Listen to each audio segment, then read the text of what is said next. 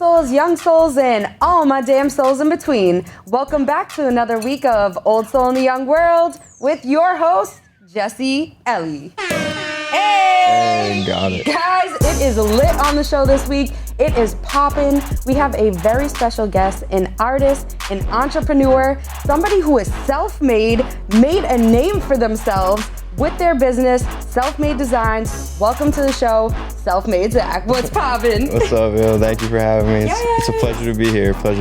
It's a blessing to be having you on the show. I know you're a busy guy. You're running around all the time with your print designs, your 3 businesses. So we appreciate you taking the time. Thank you. Thank you. I appreciate you having me. And you know, Zach, I just gave you a big intro. Like I said, he has 3 businesses, but what is like your main go-to entrepreneurship, or what do you do full time? I would say probably screen printing. Screen printing. Yeah, I love it. It's I grew up as a kid. My favorite artist growing up was Andy Warhol. And so his main thing was screen printing. I fucking love Andy Warhol. Yeah. I just have to cut you off. I'm sorry. Well, I'm glad we can get down with that. So, yeah, he's got a lot of haters. So anytime I can find another fan, I'm always happy. But that's crazy. He has haters. But yeah, so I always grew up loving him, and like a lot of people get a lot of his work confused for paintings, but most of it was screen printing. Yeah. So yeah, I fell in love with screen printing, and then you know, growing up, I loved streetwear brands, and one of the ones that like really caught my eye was Obey. Okay. Yeah, so I fell in love with like Shepherd Fairey, so that was really big for me. And then you know, I just at one point when I was in high school, I was like, I'm gonna do that, and then fell in love with screen printing, and now it's kind of like everything I do. You know, it's my main thing that drives everything else, and you know, I look at it as it's you know, my tool on showing and being an example for other artists and entrepreneurs. Hey! That's fine. And that's what we love here, and also Young World, you already know. And it's dope because when I hear you talk, like initially when I talk to people off the bat, you know, they don't immediately go into like artists and knowing about like the history and culture of art and this and that. It seems like to me deep down behind the businesses, behind being an entrepreneur, you're first off an artist. Yeah. Is that true? Yeah, definitely. Are you a graffiti artist? I wouldn't consider myself a graffiti artist. I've definitely done some graffiti back in the day, but I'm always very transparent about it in the sense that it just wasn't for me. You know, I'm very detail oriented. I'm a perfectionist. You're like, it's too messy. I need the clean cut lines. That and like the whole, we got to get this done really fast because, you know, the cops might come or some shit like that. It just was. Zach's over here having an anxiety attack. He's like, nah, I got to clean it up. Hold on. Yeah. And then like after a while, I kind of realized like for me, you know, the whole thing with graffiti is about getting up. You know, if you know like the history of graffiti, like the real goal is to become like all city or to be known and stuff like that. Get your stuff on like freights so that it's like seen in other states. But, you know, I kind of just looked at that in like a bigger picture and looked at it as like, well, if it's really just about getting up and stuff like that, I can do that in a longevity way with my businesses. So like instead of write my name on a wall, I can just open a store and have a sign and it'll just be up there. So, yeah, so I really wasn't really into the graffiti. Plus, like, once I got into more in the business, I realized that, like, you know, the graffiti is cool, or some people may think it looks cool, but like it's the business owners that end up paying for the removal of the graffiti. So it's kind of contradiction almost. Yeah, so it was like one of those things where it's like tough. So, you know, yeah, I definitely love it. You know, I was just out recently out in Bushwick to check it out in New York and stuff and see that whole scene. And that was really cool to finally go see that. And like, I haven't been over there. It must be a whole different culture. It's amazing. You'll love it. And so that was really cool. And like a lot of the people that I surround myself with are like very big into graffiti and like well known. But, you know, I've always would say if anything, I'd be more into doing like installations, like wheat paste, throwing stuff out, doing drops, like putting things up on walls, like installations of that stuff. But then like the big thing with the artistry was always just like getting into clothing. Like I always love clothing. Like I joke around saying like I want to be like the Dapper Dan of screen printing, you know, because that's fire. Yeah, so he's a goat. So just stuff like that. But you know, I started very young, just drawing. I remember just like doing a lot of. I would used to redraw logos all the time, and I'd draw sneakers all the time, just like grab them off the floor and put them on the table and start drawing them. So it was always definitely something I was into, and then just kept going. Yeah. So art from fashion. So if you got into fashion first, what would you say would be your favorite piece of like clothing or something to work on, whether it be like hats, shoes, sneakers? That's tough. I'd probably just say a t-shirt, you know, because it's like, it's classic. Yeah, like to me, a t-shirt is the ultimate canvas, you know, because there's so many different variations. So like, you know, there's the average t-shirt that like most people will print on, or like, you know, a lot of people are familiar with Gildan, which is like a well-known brand, which is like affordable and everybody has access to. But you know, the cool part about the garment and the t-shirt is like, you know, the higher up you go, the better the quality is. You know, I was fortunate enough when I was in like Montana this week, you know, I was able to work or at least be exposed to, you know, a garment that, you know, weighs more than, like a t-shirt weighs more than the Gildan hoodies.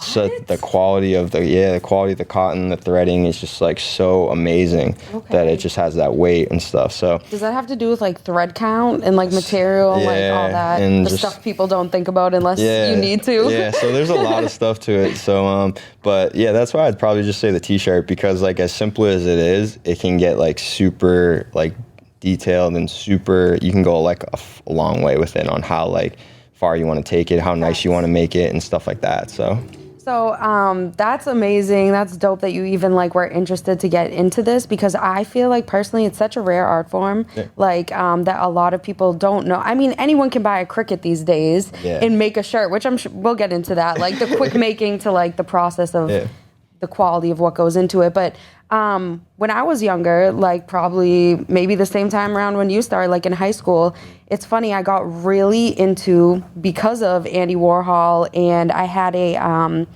teacher from Ireland. She was it was a graffiti class. It was a graffiti art class, the first one my high school had ever had. It was a female teacher, and she was from Ireland. So she fucked around with a little bit of screen printing. She did different graffiti styles, all this stuff.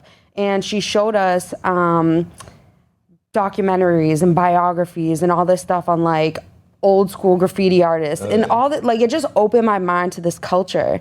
And I had this like deep sense of always wanting to screen print. And I looked into it. I looked into buying machines. I didn't want to tell you this before the show. I want to tell you on the show.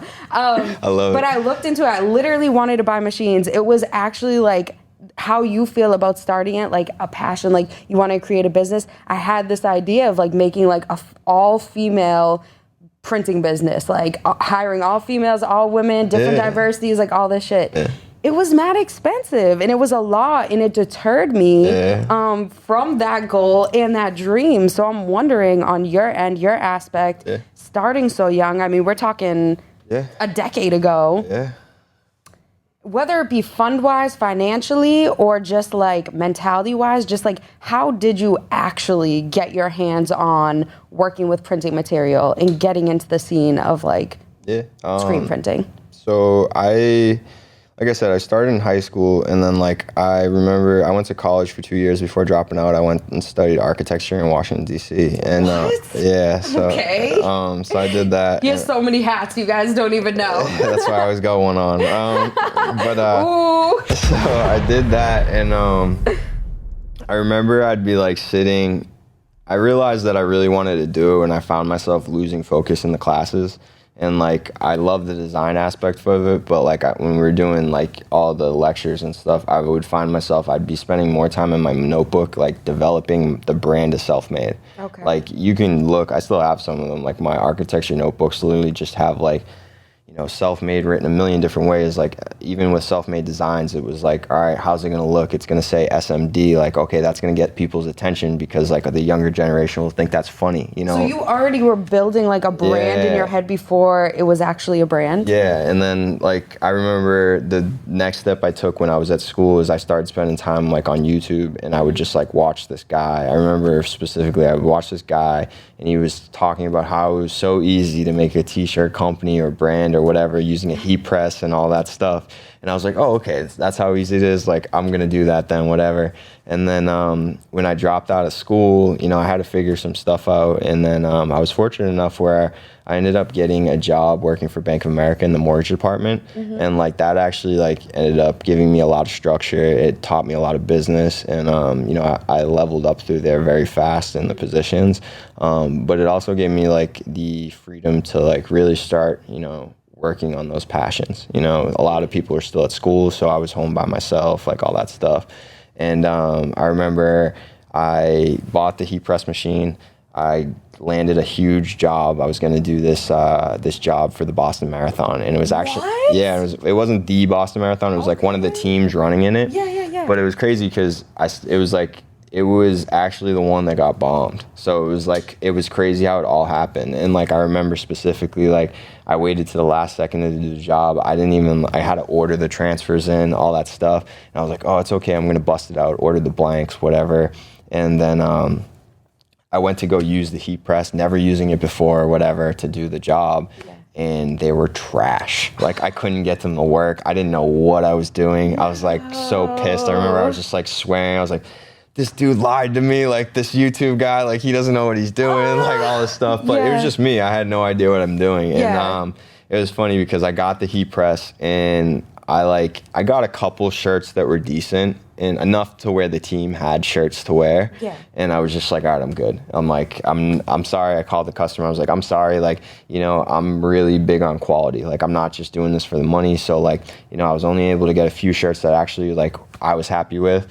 So I'm going to drop these off for you. Like, I'll refund you the rest of the money, all that stuff. But like from that day, I was kind of like, all right, I need to take a break on this. I need to reset. So like, I kind of took some time off away from the actual clothing aspect and what like I knew I wanted to get to the screen printing, but like you were saying, it's expensive, the equipment and stuff. So you're saying, sorry to cut you off, but it's kind of a learning, like an educational podcast for me because I only know a little bit. So you're saying heat printing opposed to screen printing? Yeah. So a heat press. So at the time, there's a couple different ways you can do heat press. So you can do, you know, plastisol ink transfers, which is something we still do in the shop and stuff.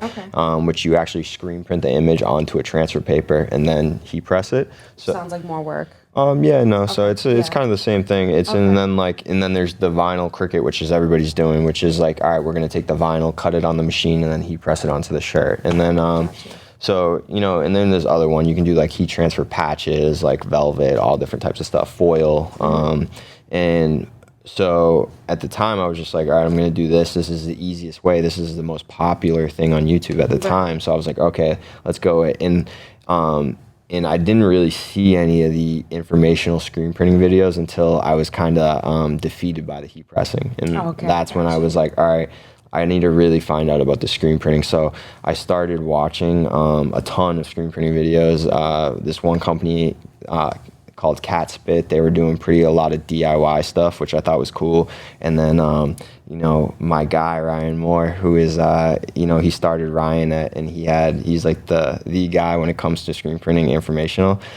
Fortunate enough to say he's my friend and brother now. So, shout out Ryan Moore.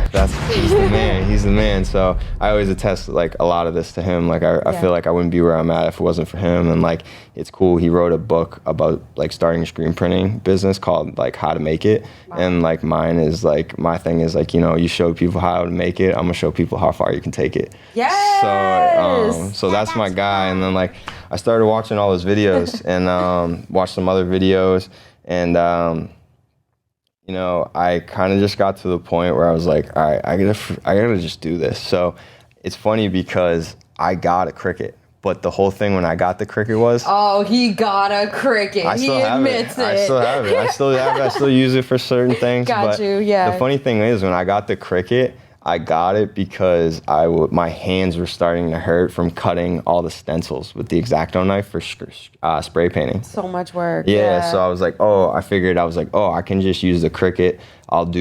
I'll use cardstock instead of the vinyl, and then it will just cut the cardstock out, and I can spray paint the cardstock. That's smart. Yeah, so I was like, I can just do that. And then, like I said, I watched a couple like DIY videos from the Cat Spit guys, and they were actually showing how like you really just needed cardstock or paper to like make a screen, because like what you could do was you could just lay it right directly onto the shirt, and once you flooded the screen with ink, the ink would actually pick the paper up and it would stay on the screen. Okay. So once I kind of figured that out, I remember like I was like, all right, I'm gonna go to Michael's, I'm gonna do it. And then like I was at Michael's, I bought the Cricut, and then I was like, all right, I'm gonna buy like one of the, I think it was the Speedball screens. I think I still have it too. And I was like, all right, I'm gonna buy one of these. And you know, all the money that I was spending for like the Cricut and stuff, like I used a good amount of the money I was making at the bank, but a lot of it too was I started hustling by doing custom shoes. So I did like custom restorations, like people would give me dead stocks, I'd customize them. You're a sneakerhead too? Yeah, so I used next to. hat. Throw the next hat on. I used to have a ton, but then they started getting wrecked, so I stopped buying them. Yeah. But yeah, so I got like that opportunity, and then like that really picked up. Like I was making pretty decent money. You know, just doing custom shoes for like different people, friends, you know, people that see it. I started doing them for athletes, so I was doing them for like boxers, like stuff like that, which was really cool. That's dope. So I did that, and I would just use that money to start buying screen printing equipment. And then, but the first one I remember, I was like, we had a little studio at the time. I basically had told a couple of my close boys, I was like, yo, this is what I want to do. If you guys are down to get down with it, let's do it. So we got this little studio. It was only like $300 a month, but it was like a garage. It was probably like, you know, a third of this room. And we were like, you know, all fit in there, no heat, no nothing. And I called them up one Friday. I was like, guys, like, I got an idea. I need you guys to come down there. And they're like, what's up? And I was like, I'm going to try to screen print. I need you guys to help me. And they were like, I need moral support. If not anything else, be there for me. Exactly. So I was like, okay. They're like, yeah, we'll be there, bro. We got you, whatever. So I'm sitting there, I'm waiting. I'm like, all right, you know, what are we going to print? Yeah. Like, I had no idea. And I was just like, you know, I'm always thinking, you know, how I get how to sell, you know, especially from the mortgage industry and like being in business and stuff, you know.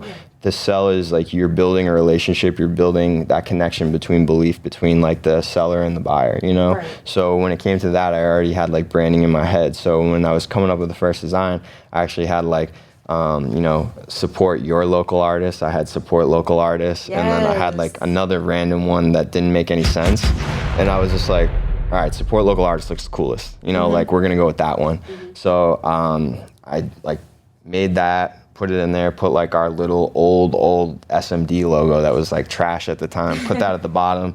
And yeah, we did it. Like they showed up, I had the stencil, I tried exactly how it said. And yeah, I printed our first few shirts. It was funny because I actually used the blanks from that Boston Marathon job I was telling you about. Really? Yeah. To do your first ever shirts? Yeah. Isn't it weird how it's a 360, like how things come back around? Exactly. And I still have a lot of them today. Like we printed a decent amount. And like the cool thing was like, you know, I was super proud of them. Of course. But it's funny because I look back and I always tell people, I'm like, yo, it looked like somebody nutted through a stencil. Like, that's what it looks like. It's trash. We're going to have to throw a picture of the show if you have one. Yeah, I'll send one to you. It was like super tiny text. Like the print was horrible. Like, it was funny. Like I was literally like, I had my two boys hold the screen down while I printed it. And then after that, I took like a heat gun and I was like heating it with the heat gun. And then once I did that, I put it underneath the heat press with parchment paper, like, and then like pressed it like that. Yeah. And it worked. Like those things are like bulletproof. Like the shirt will rip before those will rip.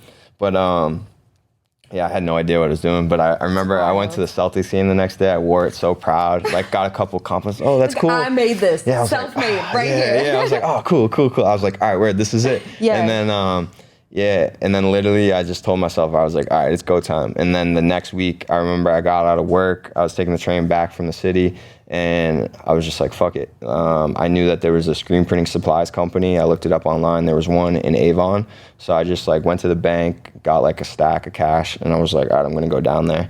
And then like I went down there and you know, I asked the dude, I was like, yo, this is what I got. Like, I really want to start screen printing. Like, you know, I've seen that you guys have a long history with it. You know, what do I need to get started? You know? And he was like, all right, well, you're going to need some screens. And then he was like, you're going to need some presses too. So I was like, okay. So he basically hooked me up. I got like a single station 4-color, and then I had a flash. and a couple screens, and that was it. And I didn't know how to make screens, so I was still doing the whole cat spit technique and stuff.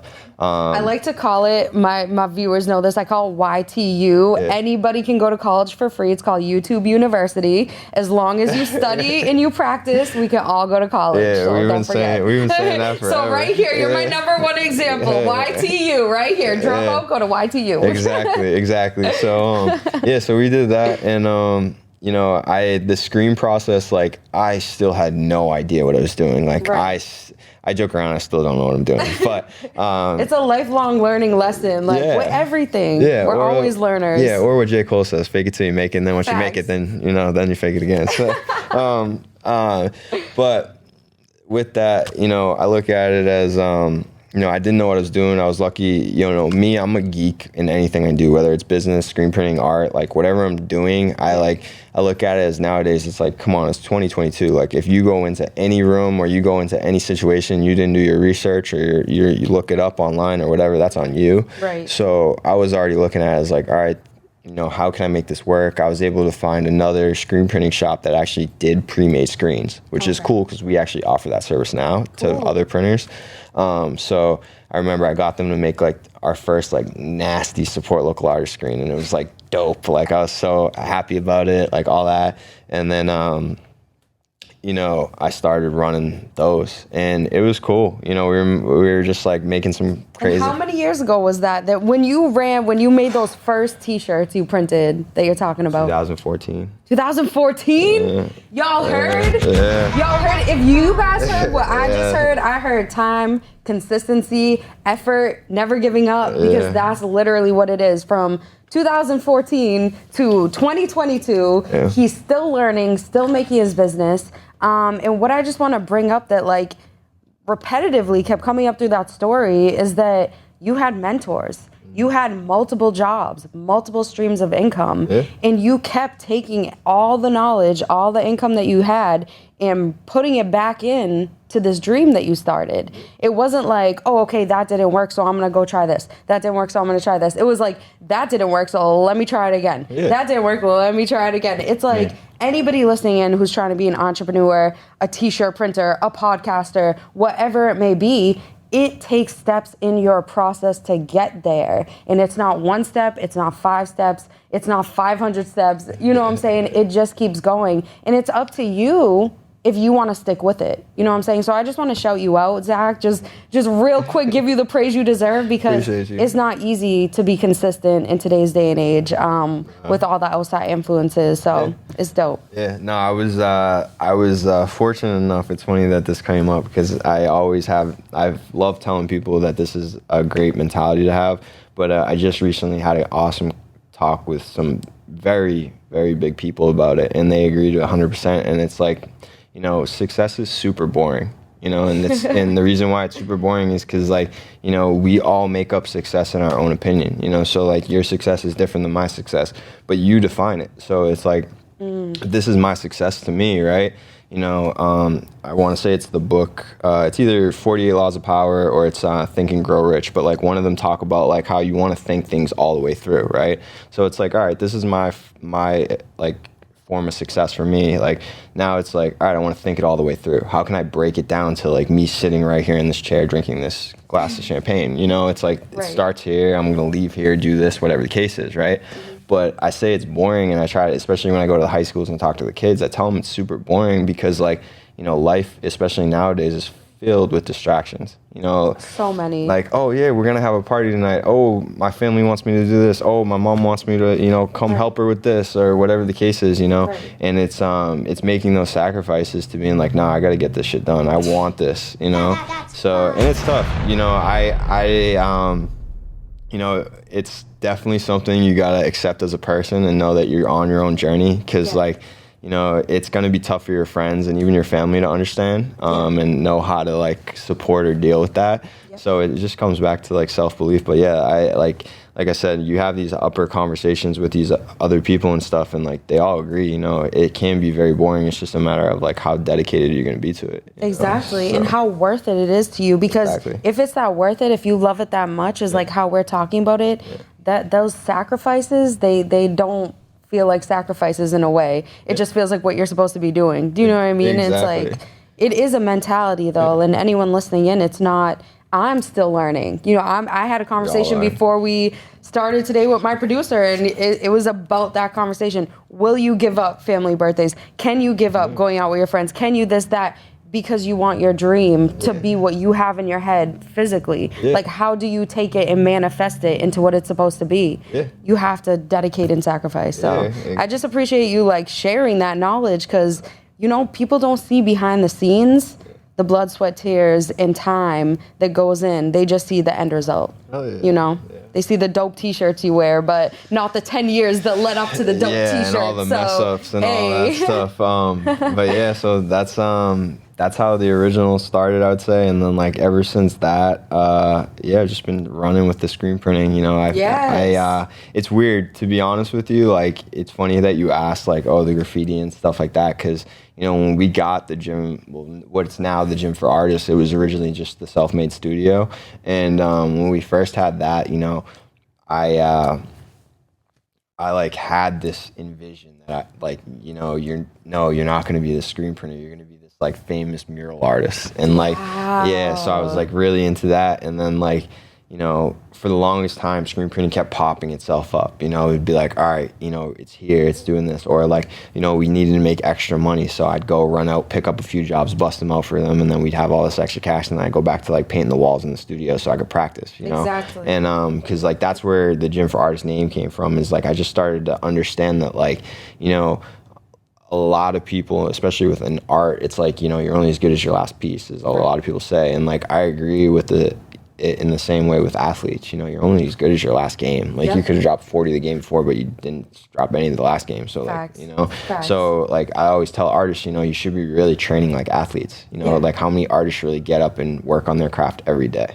Exactly. You know, like, and that's one thing that like my team is, I always push on them. Like whoever's on my team is like, yo, you're going to tell me what it is that you want to be good at, and I'm going to tell you exactly what you need to do. And if you don't do it, it's not my fault. You know, it's your fault. So question for that. Do you feel like for yourself or your teammates or anybody in general that you've worked with who like has a passion like us, that it's easy sometimes for us to make excuses? Oh yeah, super easy. Yeah, you know, I could have made excuses like even coming out here. You know, traffic's really bad today. Yeah. You know, I just got off a flight. Dude flew in yesterday, and I was like, "Are you sure you can come to the podcast?" And he was like, "Nah, that's how my life works. I'll be there." I was like, "All right." Yeah, I was like, you know, I couldn't have made an excuse for that, but like, no, you just gotta make it happen. You know, and like the other thing too is, you know, you'll find more times than not through life that those things that you like question, because you know it's like it's an uncomfortable situation, you know, and like that's one thing I feel like if people understand, like, all right, it's when you're in those uncomfortable situations, that's when you're really growing.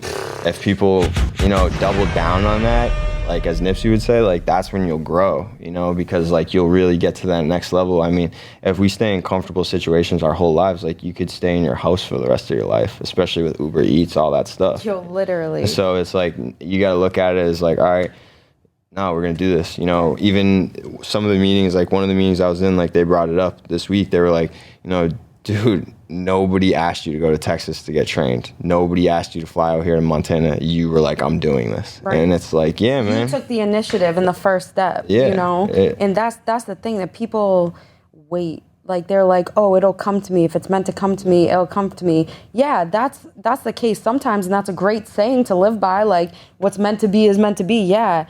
But you have to go out and work for that shit. You know what I'm saying? You don't get it unless you go out and you reach for it. You don't get the 500 no's before you get that one big yes, unless you ask over and over and over.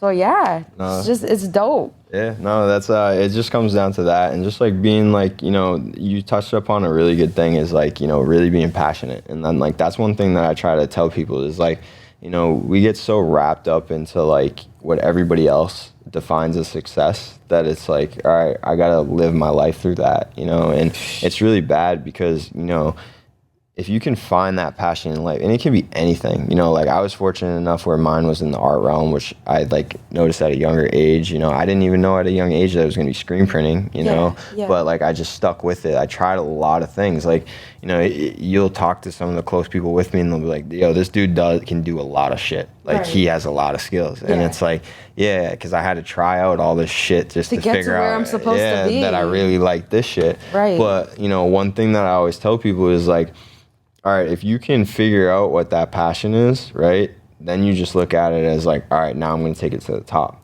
You know, so like, you know, like I told you with when I brought up Ryan, you know, it was like he showed me how to make it, but like now that I realize, yo, this is what I love, this is what I want to be in and stuff, like I got to take it as far as I can, you know. Right. And it just comes down to like, what are you going to do, how are you going to set yourself up, you know. It's funny because, you know, I always make a joke about it, whether or not it's a good joke in today's society. You know, I just think it's funny how we don't stress it to people enough until they're broken down and they're in a room like AA or NA or something like that, where it's like we have to stress to them how important people, places, and things are.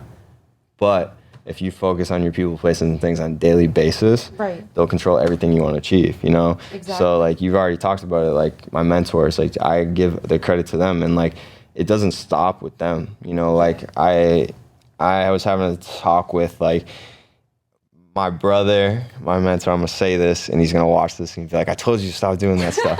But he's one of my mentors. I look up to him all the time. He always tells me, he's like, yo, you got to stop putting all of us on a pedestal because you're on one with us, you know, or we're all on the same level. But my guy, Richard Tilley, he's out in Florida. Yeah, he's out in Florida right now. But that's my guy. And, you know, it's crazy because I was having a conversation with him when I was on my run out in Montana, and we were talking, and I was like, I sent him a hat, and he was like, yo, where'd you get this hat? This thing's fire. And I was like, yeah, I thought of you. It was actually from one of my old mentors. And it was funny because it's just like constantly reminding me that, like, you know, you got to go out and find them. You know, they're not going to find you. And like, and, you know, yeah, you'll be fortunate enough where somebody will stumble upon you and they'll see like the special talent or the special work ethic that you got. Yeah. But, you know, if, like you said, if you're going to wait around for that, you know. And like we said, distraction. So if you want that, go get that. Yeah. If you see that opportunity, reach out. What's the worst you can get but a no? Yeah. What's the worst you can get about, never mind, no, next time? Yeah. Like, that's fine. A no can build you to a yes. You know what I'm saying? But if you never take that step, that could always just be a question. Yeah. So, and you got to also, you know, you want to, the one thing I tell people about when it comes to mentors is you want to look at it as like, you don't want to mentor just so you can get to the next level. You want to mentor so you can build that relationship with that person so that when you get to the point where it's no longer mentoring, there's that friendship, there's that family bond, there's that like, I believe in you just as much as you believe in me, you know? So, and like, that's one thing that is really cool about like, you know, getting exposed to some of these people or meeting some of these people, you know, like, Rich is like my big brother, so it's like with him, I love watching him because like, you know, there's nothing that scares this dude. Like he'll literally like come up with something or think about who he wants to work with, and like he's in their DMs or he's finding their number or their email online, and he's went to another person if it was too big out of their comfort zone, as we were saying. If you're not comfortable getting out of your comfort zone and being like, I can have somebody reject me, you just can. How will you grow? You know what I'm saying? And that's like to myself, like. If I wasn't comfortable enough to get out of my comfort zone, I'm an introvert. As much as you think I'm an extrovert, I'm an introvert. So like to reach out to people, be like, will you come on my podcast? Like I had to force myself in the beginning and be like, you're good enough. Your value, your podcast, your business is worth it enough to reach out and to get a no or to get a yes. You know what I'm saying? Whatever it is. But if you don't take that initiative, then what? Then what is there to look forward to? Yeah, you know? I mean, and that's the thing too, is like, you know, that mentality is very big too. And like, you know, I always like to remind myself and, you know, the people around me remind me this too, but you're here for a reason. Yes. You know, like you're here for a reason. You know, you're supposed to be at the table that you're at. You're supposed to be talking to the people you're talking to. Like, whether they're good or bad, you know, if they're bad, you're not doing the right things. And if they're good, they're doing the right things, you know. But just putting yourself out there, and it's like if there's something you can create, like just do it, you know. Like it's funny because this past year has been the craziest year out of all of them, which is like tough to say because we've done some crazy shit, especially in that studio. But you know, it's crazy because, you know, it's what Richard always tells me. He's like, you know, you want to write your own story every freaking day. Wake up and be like, you know, what would your life look like if somebody wrote a movie or wrote a book about you when you died, like, and you were able to be the author? You know, how would you want that to look? You know, like, would you want it to be super fucking dope, or would you want it to be really boring? You know, and that's kind of up to you. So like, when you have that mentality and you wake up with it, you kind of want to look at it as like, all right, how far can I push it? Yeah. You know, so like, for real.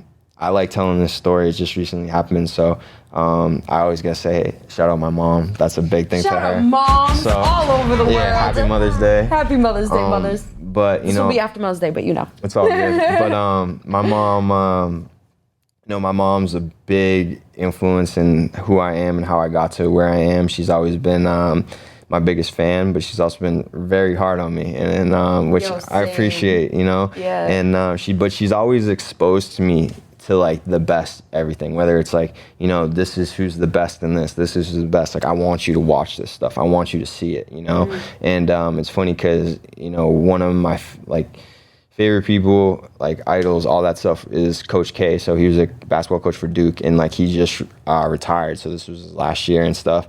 And so I wanted to bring my mom to his last game at BC. So I was like, all right, Mom, we're gonna go. We got tickets, all that stuff. You know, my mom was always the super cute, but like to me cheesy, in the sense like she was like, yeah, we're gonna wear matching stuff when I was younger. So we'd have the matching like white turtlenecks with the Gap like gray things, and like I have blonde hair, she has blonde hair, I literally look like her. So it's like, you know, we did that. Yeah, so mom and son. She showed up. She was like, oh, I'll drive to the game. So she showed up, and I was like, all right, Mom, like I designed like a custom Coach K sweatshirt. So I'm gonna print them right here in front of you, and we'll wear them to the game. And you know, my mom being my mom, you should print some extra t-shirts. And I was like, all right, I'll print some extra t-shirts. They always think ahead. Yeah. It's great. So, you know, sure enough, like I got there, I ended up bringing a t-shirt into the game, and no real expectations, but I was just sitting there and I was like, what am I going to do with this shirt? And sure enough, I see Jason Tatum at the game. Stop it. Yeah. No, you didn't give a shirt to Jason Tatum. I didn't give a shirt to Jason. Oh, okay. All right. But don't get me excited. Even better. So it was funny because I see him and I'm like, all right, he's sitting right behind the Duke bench. Like, if anything, you know, I could probably get down there. I start studying like the security guards. I can creep my way through the crowd. I really did. Sneaking in his pocket. I'm like watching the security guards. I'm like, all right, like this dude at the commercials, they go down here, and then after the commercials, when the game starts, they go back up here. I was like, all right, cool. So I was like, Mom, I'm going to the bathroom. I'll be back, whatever the case is. So I go down there and I like walk right up down there. I'm like leaning over, and you know, it's funny because it was like Duke's best player's mom at the time, and I'm like, yo, can you touch Jason? And she was like, I don't know him like that. Like, I'm not about to do that. And so I go to the next guy. I'm like, yo, can you get Jason? He's like, no, I'm not about to do that. And then sure enough, the girl sitting next to him was like turns around and she's like, oh, you're trying to get our attention? And I was like, yeah. And I just throw the shirt at her. And because security started coming down at that point. So I just throw the shirt at her. I'm like, yo, yeah. And then I like turn around and like I'm walking up the stairs because I see them coming. And then I like turn around and I'm watching her. She's looking at it like he's there. And like she's like, oh my gosh. So I turn around and give her a thumbs up. She gives me a thumbs up. Game finishes, Duke smacks BC, and like the girl's still on the court at the end of the game. Jason left, he went into the thing, and I'm sitting here like, oh, you know, like Jason's gonna take the shirt or whatever the case is, right? Right. So I go down to the court after the game, and I go up to her, and I'm like, you know, you like the shirt? And she's like, oh, I love it. Like, it's so amazing. It's so cool that you did that. Like, I can't wait to show it to show it to my grandfather. And I'm like, your grandfather? She's like, yeah, I'm Coach K's granddaughter. Oh! Yeah, I was like, what? But see, that's exactly what we're talking about. Like, even when you don't know the process, you have to trust the process. Yeah. Even when you don't know what the end result's going to be, you got to follow your instinct to be like, yo, it's going to work out in the end, which is exactly what happened. Yeah, so. You know what I'm saying? So like, I was like, oh, that's so cool. Like, I was like super happy about that. And then, you know, she's like, yeah, I'm going to go in the locker room now, show him all that stuff. I was like, all right, thank you. Like, have a great night, all that stuff. And like went up and I was like, so Mom, like apparently, you know, that's Coach K's granddaughter. And she was like gassed up. She was like, oh, that's awesome. Like all this stuff. She's like, do you mind if we go to the bus? Like I want to see Coach K get on the bus one last time. I'm like, yeah, no doubt. Like that'd be awesome, whatever. And so we go. Coach K comes out, he gets on the bus, whatever the case is, and like, you know, we're walking around, we're about to go to the car, and sure enough, I see her again. She's right behind the bus, and I'm like, yo, we gotta stop running into each other like this. And she's like, oh my gosh, Zach, like, can I get a hug, all this stuff. And then, so sure enough, she's like, she's like, mom. Now she starts calling her whole family over, and she's like, this is Zach. This is who I was telling you about. And like, so they're all starting to come over, and she starts telling us, oh, I showed this to my grandfather. He loved it. He thought it was so cool. Like, he made a joke about it, like all this stuff. And I'm like, oh man. And then sure enough, her mom comes over, and she's like, hi, like, and like starts to introduce herself, and like instead of shaking her hand, introduce myself. I'm like, hi, this is my mom, Donna. And like put her right in front of it. And you know, it was cool because like I feel like I was able to show my mom like what I've been doing all these years. Like I've been doing this every day, like trying to put myself in these opportunities. Like, yeah, it may like to a lot of people, like a lot of people say this stuff, oh, imagine if I did this, or imagine if I got in front of so-and-so, or whatever the case is. Like, but no, I really take these bats every day, and whether I'm striking out or hitting home runs, I'm doing it over and over again. We all have the same 24 hours, so it's how you choose to use your time and what you choose to put your effort into. You know what I mean? We can all do what we want to do, but who's taking steps to actually get there, and who's just talking about it? Like you said, you can dream forever, or you can make it a reality. Exactly. In today's day and age, also, we have so many resources, like you said, at our fingertips. Just having a cell phone, a smartphone. 20 years ago, we didn't have the luxury of being able to build our brands with things like that. So it's like, if you're an entrepreneur, you're an artist, you're starting your own brand, there are so many things you can go out and get it, get to it, get doing it. And, you know, I just want to highlight again, because I feel like we've talked about, like, you know, your self-made designs, and we've talked about the gym for artists. But, like, for anyone listening in who doesn't know what those are, can you kind of just say, like, you know, where they are location-wise and what services you provide through both of those? Oh, yeah, no doubt. So Self-Made Designs is the original company. That's like the parent company of everything. And that's the baby. Yeah, it really is my baby. It's like, it's crazy. I got a lot of friends that have babies, and I'm like, yo, I'm right there with you. Yo, I be saying that too. I'm like, the podcast is my baby. It's my everything. That's all I got. Yeah, and the other thing too is it's cool because as an artist, like I always tell people, they're like, you know, I don't do a lot of pieces like to sell, and like when I do them, I'm like hour, 2 hours. Like it's so planned out in my head that it's just like step one, step two. Strategic. Yeah. And like you know, that's one of the things I'm trying to teach a lot of artists. Like when I work with, like we're doing a really big project right now for this dope gym down in Hanover, Mass. Joe's training. Joe's a beast. If you need to get fit, go check out my guy Joe. He's the man. But, you know, we're working on a piece there, and, like, I brought some really dope artists in on the project with me, you know, like, which is one thing that, you know, I want other artists to understand is, like, you're going to have a lot more longevity, you're going to have a lot more projects, and you're going to have a lot more success and a lot more doper pieces if you collaborate. Right. And, you know, a lot of artists are so, like, you know, especially visual artists, oh, no, I got to do this whole thing myself. Everyone's individualized, but, like, building it as a team makes it it's even bigger. It makes it bigger, so. Yeah. Plus, you got to look at, like, you know, it's funny. I've been in, like, I get asked all the time, do you make music? Because, like, I've owned recording studios. The Gym for Artists has recording studios. Like, I'm always... It's funny, when I was researching on you, I was like, does he do music? Like, I literally was looking for a SoundCloud link. I was like, I feel like he doesn't, but let me just check. Yeah, no, I don't make any music or anything like that.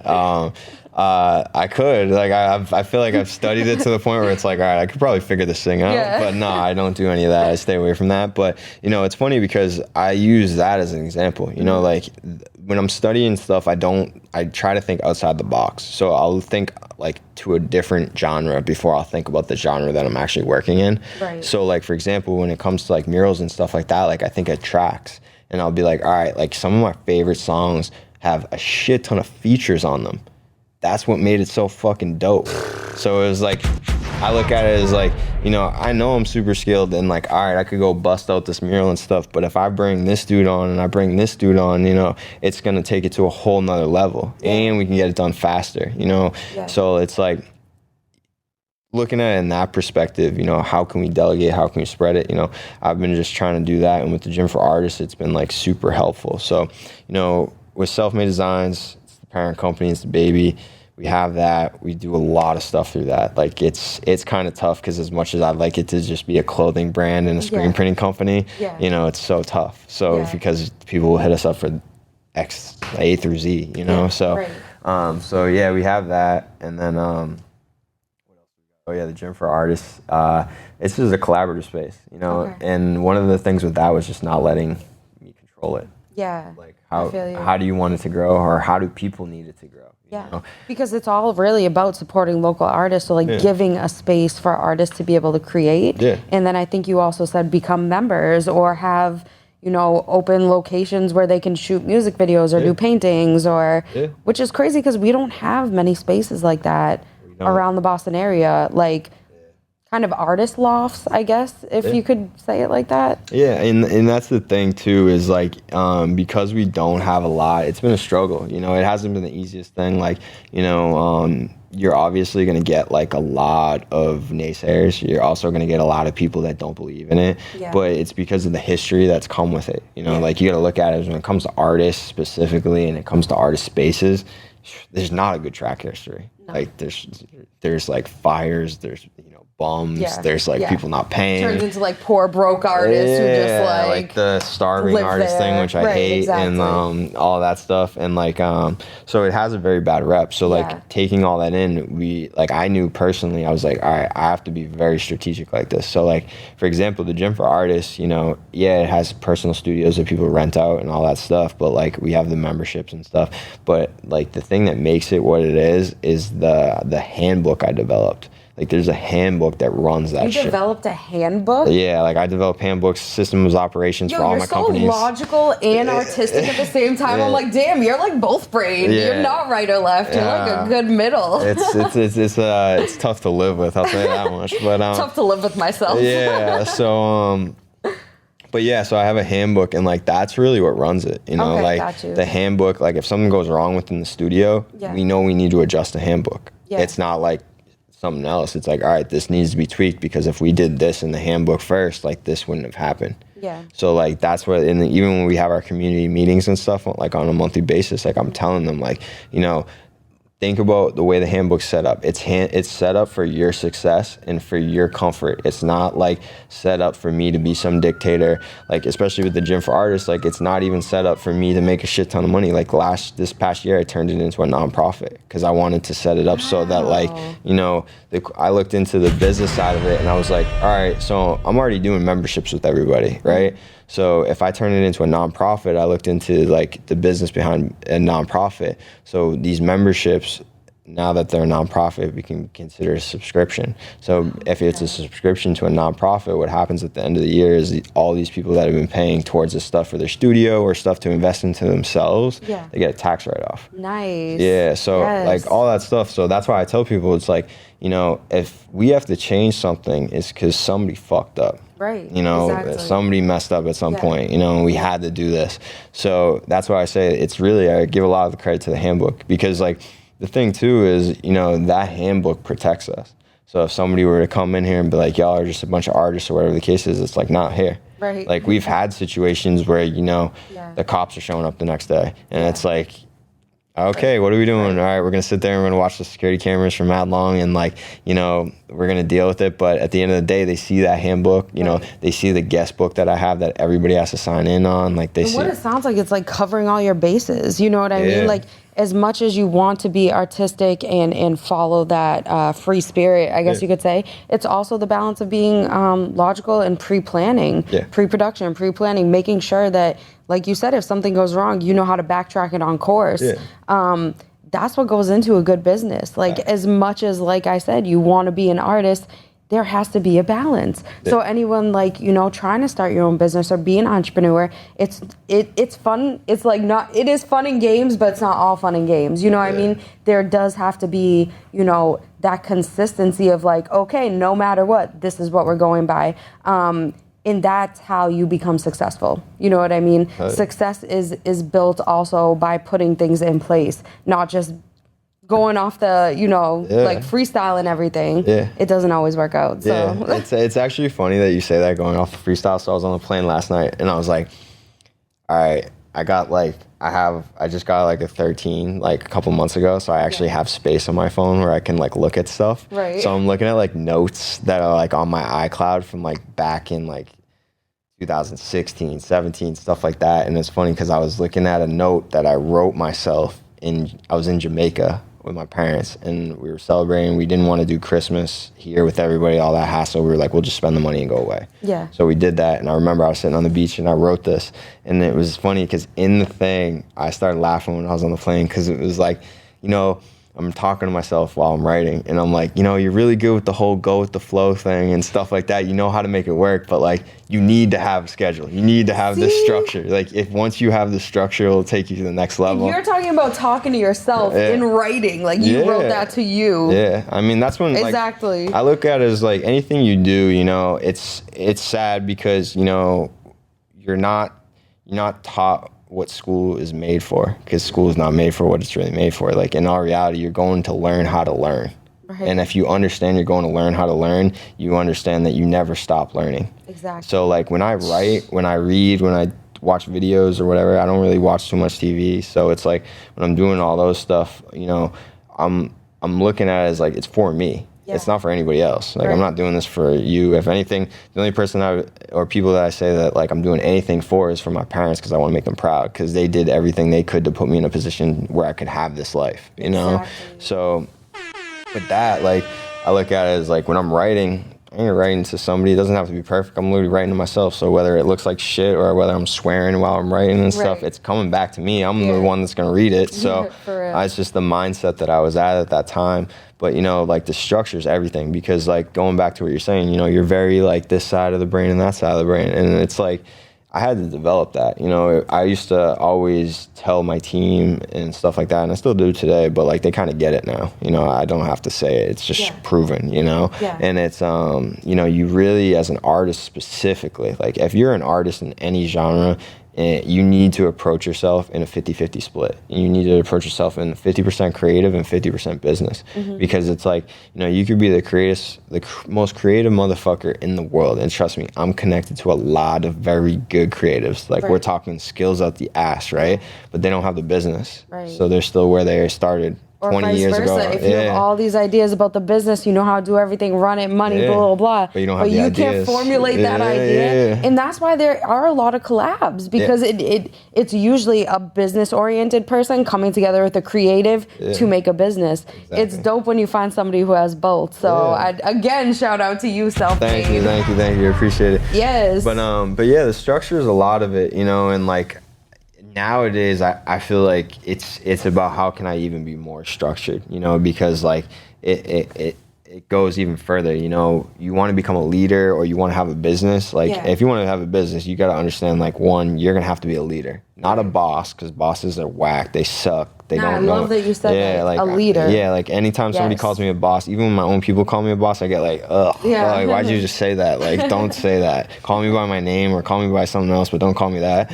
And because it's like, bosses and managers are put in that position to do somebody else's job. A leader just leads by example and leads their people. Because, like, if you understand, like, one thing that I really believe and I've learned is, like, at the end of the day, everybody wants to do good. They want to be successful. You got to give them the opportunity, though, to like do that and put them in a position. You can't micromanage. You can't like be on top of them. You can't do that. You just got to let them fail. That's how we learn. We learn by failing. You know what I mean? If you don't let them make their own mistakes, then how could they become a better, more productive person within themselves? So with that, you know, it was one of those things where, you know, that's where like the structure really came through was, you know, you have to figure that out. You have to have that. You have to apply that. You have to do that to the point where it's like you start putting it in everything you do, like everything. Like, you know, even now being a leader, you know, I understand that that's one of my biggest jobs. Like, all right, I have these employees, whether it's for the store, I have this team and these for artists, I have this team and these employees, and it's like, all right, I really have to delegate. You know, like, somebody was saying, I was having a conversation about somebody on my team the other day, and they were like, oh, another person on the team was like, oh, I hadn't seen so-and-so, this, whatever, and I'm like, it's not on them, it's on me. And they're like, what do you mean? They were supposed to do it. And I was like, yeah, but it's on me because, like, I'm the leader. And I didn't send him an email. I didn't tell him that he had to do this. So if he didn't do it, come to me. Don't come to him. It's my fault. And it really happens like that. And, like, it's funny because, you know, you'll see, you know, like, once you start going through those things, that's the hardest part. You know, it's a lot of people are like, oh, you know, I can't wait to have so-and-so, you know, do this and this and this and this, like, for me or help me out with this or whatever the case is, right? And it's like, I always ask them, I was like, one, have you done it for yourself already? Because if you haven't done it for yourself Most already, important question. yeah, you're not going to know how to help them do it. Right. You know, so Exactly. I'll be like, all right, have you done this? And then like the other thing is like, you heard me say it earlier, is like, I'm big on like, you know, like SOPs, so system of operational procedures and stuff. Like, this is how we run, this is how we operate, you know? And like, those are very big because like, you know, unless you have that, you're going to be thinking about that the whole day. So if somebody comes in to work with you and stuff like that, and you want them to do all this stuff, but like, you know, you haven't put it down or there's no way of going about it, you're going to end up doing it with them. Right. And that defeats the whole purpose. Or just like in general basis, like keeping yourself in check, keeping yourself on point in line. You can't expect it from anybody else if you're not doing it for yourself. Yeah. You can't expect anyone in your business to come in and respect and follow those if you can't set it for your business or yourself first. You know what I'm saying? So I think it's just about, like you said, those procedures. If you're an entrepreneur and you're starting your own business, it's something to definitely consider and research if you're more of a creative, because that is what can really lead to the ultimate success. Yeah.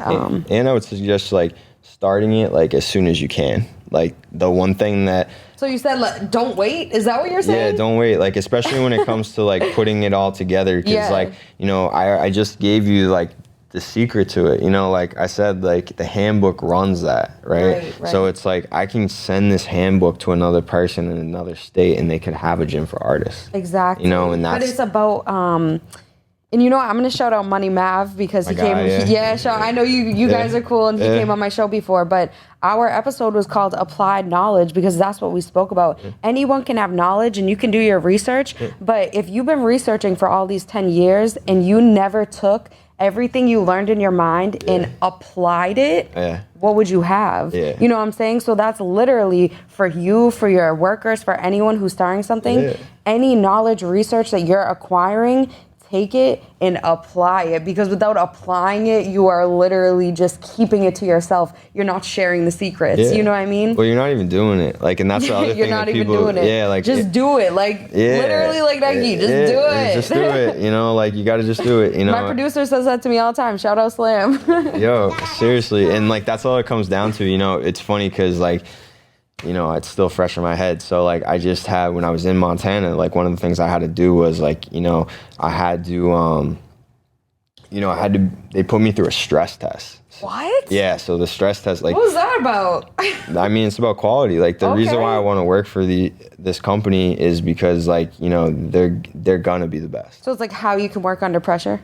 Yeah, and also, like, how well do you know what you're doing, you know? So it was, like, it was really cool in the sense, like, you know, they put me under this stress test, like, you know, really got in my head. Like, they did a really good job. Like, a lot of people don't get in my head. They did a really good job, and I'm, like, humble enough to say that. Yeah. And, but, you know, it was really cool because, like, you know, everything I do, I don't take it lightly. So, like, you know, we had a great debriefing after the stress test, you know, like where we were able to talk about it, you know, and then I ended up going back that night when I went back to the guest house and stuff like that, you know, and I still wrote about it. Yeah. Like, nah, this is what I could have done. Like, I could have done this. I could have done this, and this, and like, right?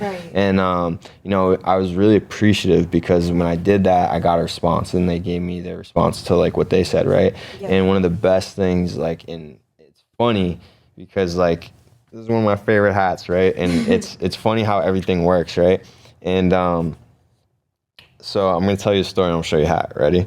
So everything's going on. I'm telling him all this stuff, whatever the case is, right?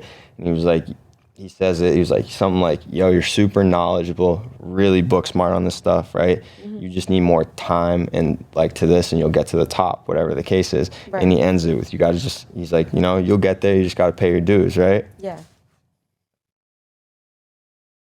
Yo, does that say dues paid? Yeah. Can you show that to the camera? Hold on. Hold on. That says dues paid. So that's legit. And we recently just did a shirt too where it was like, it's called like Phantom ink. So like the ink doesn't show up until you sweat or it gets wet. What? Yeah, so like... That's fire. Yeah, so I have a shirt where we made it, it's like a workout shirt. So it's a gray shirt, it says self-made. And then like it's in like a cash font. And then, you know, when you sweat in it, right, in cursive, it will say dues paid underneath. So it's so cool because, like, you know, 360. Yeah, but like, you're never done paying the dues. And, like, it's crazy because you can learn as much as you can. And, like, that's why my dad used to always say that, like, you know, there's people that you know, they can talk about it all day, but they can't do it because they've never done it, you know. And that's what I always tell people is like you said, just do it. You know, it's funny, people come to me like, what advice would you give to somebody, or what advice can you give me for starting my company or doing this? I'm like, yeah, just do it. Like, invest in yourself, like, do that. And nobody's gonna believe in it but you. You know what I'm saying? And like you said about, I just want to like reiterate, you brought up about, you know, your friends won't understand, your family won't understand, the people closest to you, your own mother who birthed you. Like, I've had conversations with my mom about the podcast. She's like, but why? Why? But why do you do it? But do you get paid? Do this? Do that? None of the things that, like, in my mind, it doesn't matter because there's a bigger goal. You know what I'm saying? And even when you get to that bigger goal, anyone listening in, once you get to that bigger goal, there's going to be another goal. And when you get to that goal, there's going to be another goal. Like you say, you're never done learning. And it's like 10 years ago, maybe Zach then would have been like, with Zach today, oh yeah, that's my final end all be all. Like, I made my store, I had my printing company, I had my clothing design, I have my own logo. Like, I'm good, I'm set. I'm self-made. You feel me? He would have, But self-made Zach today says, no, I'm not done. Maybe in 10, 20 years, I'll be just at my basis. You know what I'm saying? Like, there's always room to grow and always room to get better. And I just feel like you're the perfect example of that. Thank you. And I was wondering, I do have 2 questions for you before we go. You can ask as many as you want. So, listening you talk about, you know, your self-belief and how much you know, push forward and all this stuff and the distraction that goes on today's day and age and, you know, being a young man and everything. Do you feel like mental health is important in how it plays into your role of like staying on track? And if so, like, how did you do that with like mental health wise? I was very fortunate enough. You know, I give my dad a lot of credit for this. Like I said, my mom was the type that she's like the one that pushed me. My dad was the one that like centered and developed me in the sense that, like, you know, he really just showed me a lot of stuff at a very young age. It got me hip to like myself. Like, and that's one thing I feel like a lot of parents don't take the time to do is like helping their children like understand themselves. So like with my dad, like the big thing was him, like he taught me confidence at a very young age. Like go in, walk in, own a room. You know, like it's funny, me and my best friend always joke around, like when we were younger, we would just show up to random parties and we know nobody and we would just walk in like we owned the party and it was our party. Wedding crashers type shit. Seriously. And like, it was awesome, you know, and like it's crazy because like I'm where I'm at and he's freaking killing it too. So it's just like shows that type of mentality. But with my dad, you know, he always like instilled that confidence and that mental, like, you know, you got to be good with yourself, you know? So like even now I spend like 3 to 4 hours a day on my mental health, you know, like my morning routine is like, I would say 1.5 hours to 2 hours long. And then like on top of that, like outside of the routine part, you know, I spend probably like 1 hour to 2 hours in the gym, you know, like just taking care of everything because it all comes together, you know. Just mind and body. That's what creates like your equilibrium of balance. Like how can you continue to be creative or run a business if your body's low, your energy's low, your mind's low? Like you got to keep that at a steady, you know, basis. It's crazy because I was just reading a book on the plane. Well, I wasn't reading, I was listening to it because I was writing other stuff too. But I was multitasking. Yeah, always. So I was listening to this audiobook. I think it's just called like How to Think Big or whatever the case is, right? And it was funny because one of the things that I really liked was, you know, they were talking about how, you know, your body connects to your confidence. And like your body and mind are directly connected to your confidence in everything that you do. So like they were saying, like one example, they were like, you know, a very confident person walks very fast. And a person that walks slow has less confidence in like the way they carry the body posture and all that stuff. So, and like it's a really big thing because, you know, and it goes down to like how do you look, like all that stuff. Like, you know, I'm very confident as it is. So like when I was younger, I dressed like a bum. Like had no problem dressing like a bum, especially coming from like the mortgage industry where I was like JT suit and tie every day, you know, like I was looking fly, like I got mad suits still to this day. But like, you know, I went through that artist phase where I was like, nah, man, I'm gonna dress like a bum all the time. I got paint on my clothes and stuff like now. And like, I mean, I don't think I dress crazy now, but I at least have this look that I want to carry, you know. And it's big because that's part of it, you know. What you eat's really big. Like I remember when I was first doing all the artist stuff, I was eating fast food, like all that stuff, like I don't do that. I cook now. Like Yeah. I meal prep. Like I have to do that stuff. It's just crazy. I think people forget that, like, when you're trying to start something of your own, it's like there's already so much focus going into that that we forget to focus on us. You know, the other day I heard this quote, and it's like, you put notifications on to wake up in the morning, to go to work. You put notifications on to do your online banking. You get notifications to check your credit score. Do you get notifications to make sure you're focused? Do you get notifications every day? Do you set an alarm to make sure you're checking in with your well-being or your mental health? Nah, but we put notifications for all these physical things that don't matter. You feel me? So it's like that resetting of the mind and your mentality to be like, you can think differently. And anyone listening in who tells you you can't, they're wrong. You can think differently and you can change your thought process. Quick trick too. Ooh, With the throw it out there. notification thing, especially nowadays, like most people have the Apple Watches or you got your Apple phone or stuff like that. Yeah. It's like, you know, on the days that I have to be most productive or I have a lot of stuff to do, I always do this, is like I'll give myself a 10 to 15 minute timer throughout the whole day.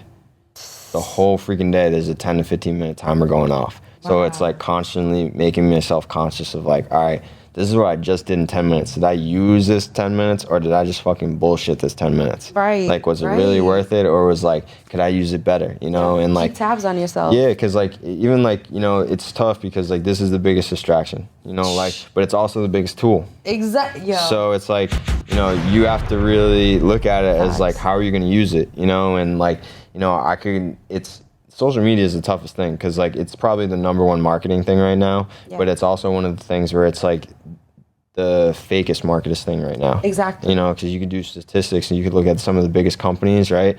Like the engagement of even those biggest companies are under 5%. Right. Which is nuts. But we build it to be like it's everything, and Instagram image is all, and that's who you are, and that's like in real life and in social media are two different people. Exactly.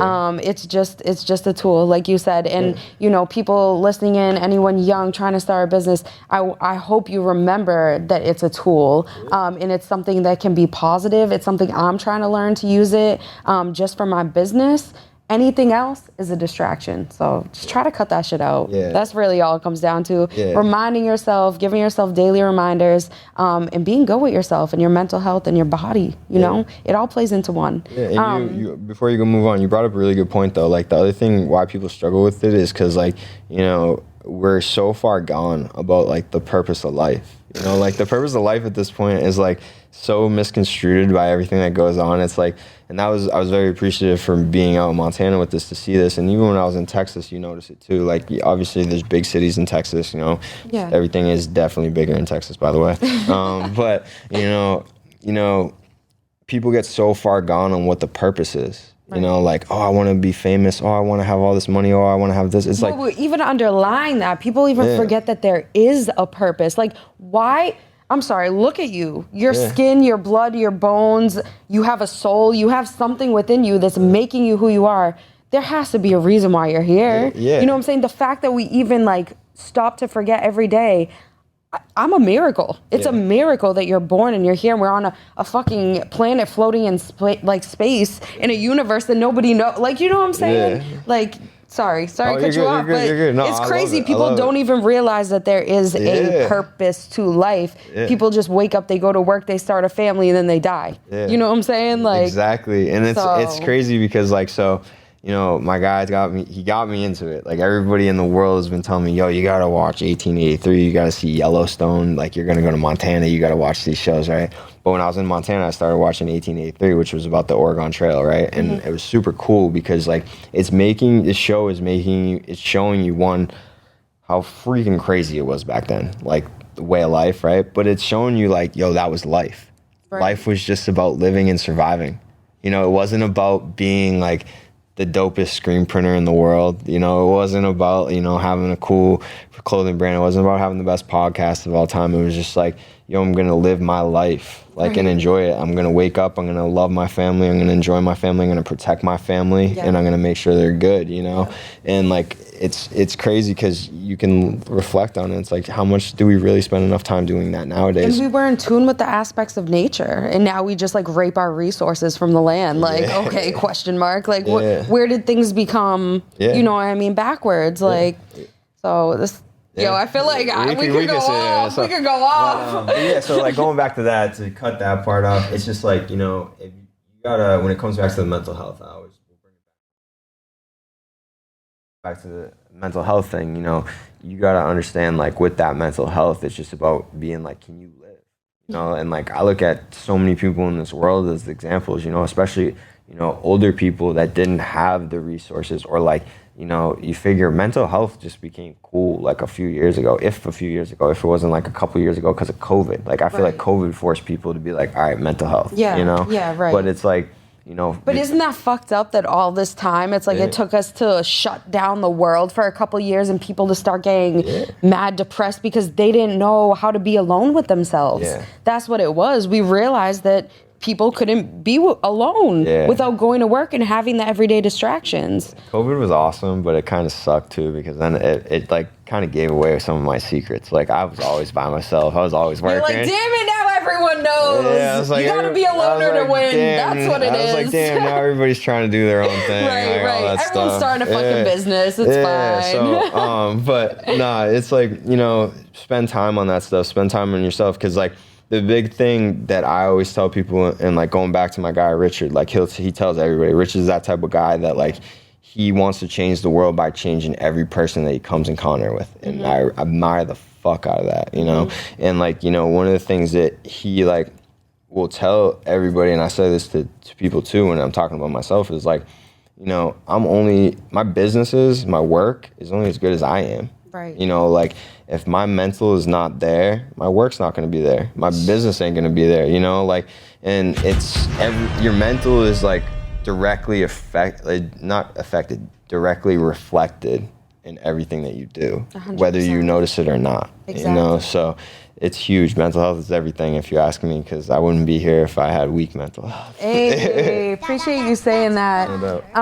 And you know, I'm going to catch you off guard. I don't know if you heard that I asked all my guests this question, but I'm going to whip it out on you. All right, what is it? You know, coming on the podcast, Old Soul, Young World, me being who I am as a young woman, always felt like I was an old soul. I think that means a little bit of a different thing to everyone. Like you said, a purpose has a different definition to everybody. So to you, being self-made Zach, starting your own business at a young age, continuing to do what you do in this world with the purpose, knowledge that you have, what do you feel like it means to be an old soul in a young world? I mean, to be an old soul in a young world, I feel like I've been living like that for a while. You know, it's funny. That's what actually caught my eye, was the name, you know, and I don't know, you know, I feel like I said, we could sit here and you get super deep. Like, I do a lot of reading, I do a lot of believing, so it's like, we could sit here. I didn't know how deep he was. I think we would have scheduled like a 3-hour podcast if I knew, because we could go crazy about this, but that's when Cody comes on with me. We'll go crazy. Shout out Cody. Yeah, shout out my guy Cody. I haven't even said anything. Cody's my guy. I couldn't do any of this stuff without my man. That's my right hand, Cody. You know, Art Life is Zach and Cody. So, but you know, with that, it's just recognizing, you know, the old soul aspect is kind of like a grounding thing to me, you know, in the sense that it's just understanding it's how things are supposed to be, you know, and that's why I think, you know, you get that label at a young age, oh, you're an old soul, or whatever the case is just because, you know, people that it took a while to become an old soul, or maybe they've been an old soul their whole life, right, are just recognizing you get it. That young, you know, and that's all it is like, you know, even the life thing, like I've been thinking like that for a few years now, or years now, like, or even when I started Self-Made, you figure I've been doing it for like 10 years. So that's a long time. So it's like, you know, when I started that, I was 2021, you know, so it's like, okay, that's a young ass, I'm fucking 30 now. So that's a lot younger than I am now. Mentality. Yeah. So it's like, you know, but the old soul comes from it is like, I just understood it. You know, like, it's not about mastering it. It's not about being the best. It's just like, do you have an understanding of life? Do you have an understanding of, like, the way you move, the way things are supposed to work, you know, like, you know, morals, like, all that different stuff. Like, it kind of goes out the window nowadays with some of the younger generations. But, like, some of these morals, these beliefs, the way that we operate or the way that we live, like, they're very important. And, like, that's what the old soul was for me. It was just like, you know, do you get it? Or is it going to take your soul some time to actually develop and get it? You know, like, how new is your soul? So, yeah. So, you know. It's so crazy. I feel like I can never explain that to people, but what he just said, how new is your soul? And like, that's what I use as examples to explain to people. Like, I could be here, right? And maybe this is like, what if my soul's like 100 million years old? Do you feel me? But my body is like this young. And then what if there's another person, they're like 75, right? But in their mentality, like this is their first life. They're a new soul. It's the first time they've seen everything. Like they're like, I feel like that's kind of where it comes in. Like that knowledge that you have, that drive and consistency to like look for research, to go out and find your mentors, to not wait for things to come to you. That's something that, yes, you can be taught by your mom, you can be taught by your dad, but there's part of it that comes from within, that's internal. And I think that certain souls might be born with it. So, you know, Self-Made Zach, I just want to thank you for being a dope soul, for coming on, for sharing your knowledge, for sharing your passion for what you do, because like we said, life is nothing without passion. And, you know, I just want to give the people listening in an opportunity to check out your work, check out your shop, support what you're doing on all platforms across the board. If you can shout out, put your IGs, whatever websites, whatever you want to do out there. I'll try to remember. Addresses, locations, whatever. So you probably, I mean, the main ones, the Self-Made Designs on Instagram. You know, if you go there on Instagram, you'll find all our stuff. If you want to check us out, our website is theselfmadedesigns.com. You know, but like I said, most people have Instagram nowadays, so you can find it through there. And that's in Quincy, right? Yep, right in Quincy, Mass. Kind of got the whole block in Quincy, like I was saying. Like at this point, my goal is really to take over the whole block. So, you know, we got the storefront on the main road right there. We got the gym for artists right in the back, which is like a 15,000 square foot warehouse. And then, like I was telling you briefly, you know, I already started the art Airbnbs, which is upstairs, which is like my take on, you know, a cool version of Airbnb, which is just all graffiti. I got art pieces all in there. It's like an art gallery. So, you know, we got that going on. But, you know, that's all located right in Quincy, 532 Washington Street. Pull up, you know, we're there. You know, you can check me out at my Instagram's The Can of Corn. You know, that's fuck, why? Why is it the can of corn? I never asked we never you. talked about that. No, I'm sorry. No, finish your plug. I'm sorry. Yeah, we'll do that after. We'll talk about that after. I'll say it real quick. But yeah, so just the can of corn, you know, check out all the movements, man. Like artists, you know, we got some things we're working on. You know, shout out to like everybody. Check out all the people that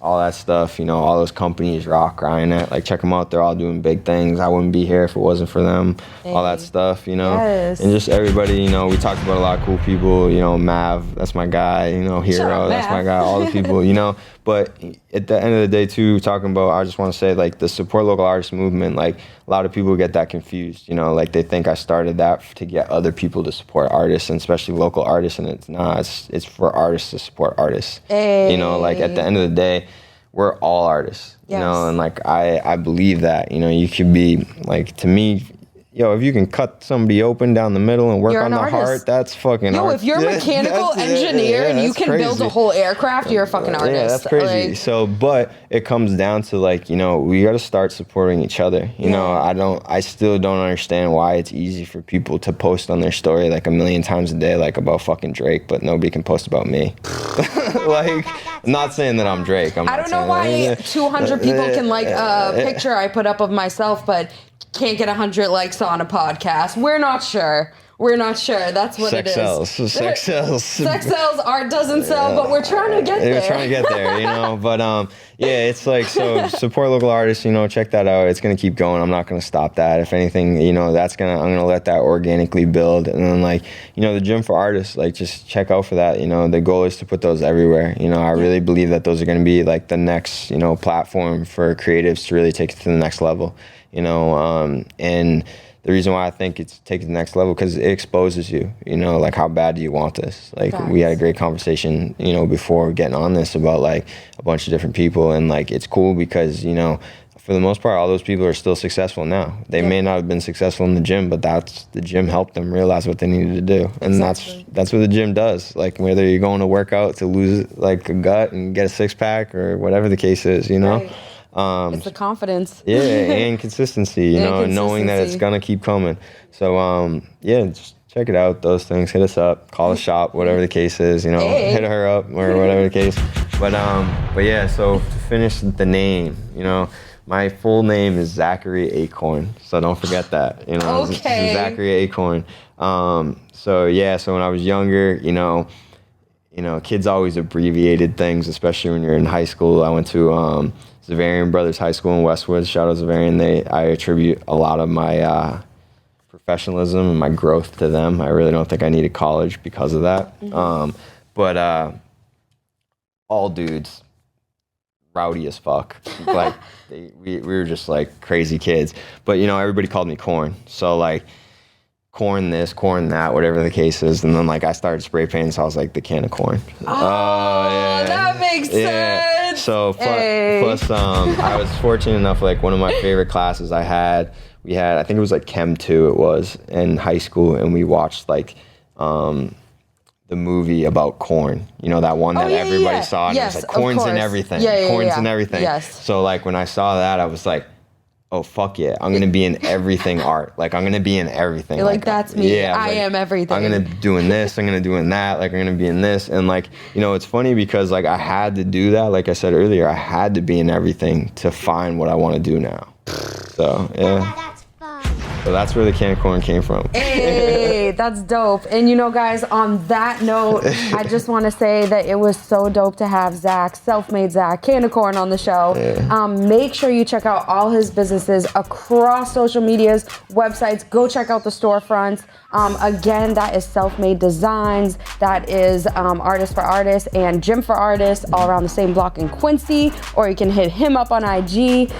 If you're an artist, an entrepreneur, anyone tuning in, I hope you take the advice that we said on the show today and apply that over the next couple of weeks to the passion that you want to grow. There's so many options in life, there's so many distractions in life, but there's only one journey, and that's for you to grow. That's for you to figure out and you to follow. Make sure you become a leader and not a follower, and look for, you know, Zach as an example or me as an example. Hit us up if you have any questions. Thanks. And make sure you tune in with me again next week on Old Soul in the Young World with your host, Jesse Ellie. Hey, cheers! Cheers, that was dope.